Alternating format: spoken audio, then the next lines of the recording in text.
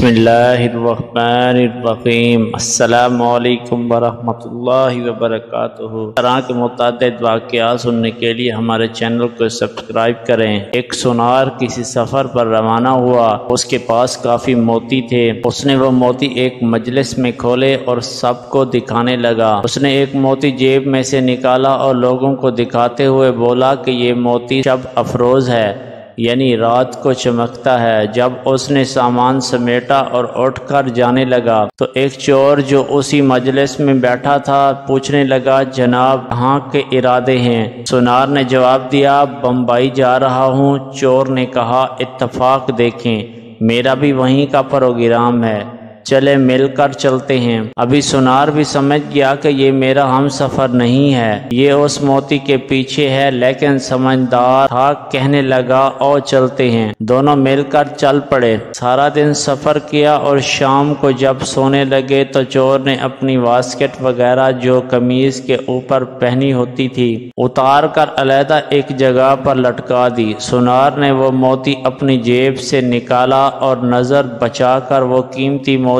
उसकी जेब में रख दिया और खुद बेफिक्र होकर सो गया। चोर रात को उठा और उसकी जेब, उसका सामान सब देखने लगा, लेकिन कहीं भी मोती ना मिला। आखिर वो सो गया। सुबह उठते ही सुनार ने नजर बचाकर वो कीमती मोती उसकी जेब से निकालकर अपने पास रख लिया। जब चोर उठा तो उसने नाश्ता करते हुए सुनार से बातों बातों में पूछा कि तुम्हारे पास जो कीमती मोती था वो कहाँ है? रात को चमक भी नहीं रहा था। सुनार ने मोती जेब से निकाल कर दिखाया और कहा कि ये तो मेरे पास है। हैरान हो गया कि मैंने इसकी पूरी जेब छान मारी लेकिन मुझे ये ना मिला, लेकिन उसने अभी जेब से निकाल कर दिखा दिया। खैर, आज रात निकाल लूंगा। सुनार ने अगली रात फिर वही अमल किया। इधर चोर भी सारी रात ढूंढता रहा लेकिन कुछ न मिला। सुबह को फिर वही माजरा के मोती सुनार की जेब से निकल आया। यही काम 3 से 4 दिन चलता रहा। आखिर चोर ने एक सुबह सुनार से कहा कि मैं आपका अहम राही नहीं था, मैं बस आपके साथ इस मोती की खातिर था। आज मैं आपको उस्ताद मानता हूँ, आप मुझे बताएं कि आप ये मोती रखते कहाँ थे? रात को उसने कहा, मियाँ तो औरों की जेबें टटोलता रहता है, कभी अपनी जेब में भी हाथ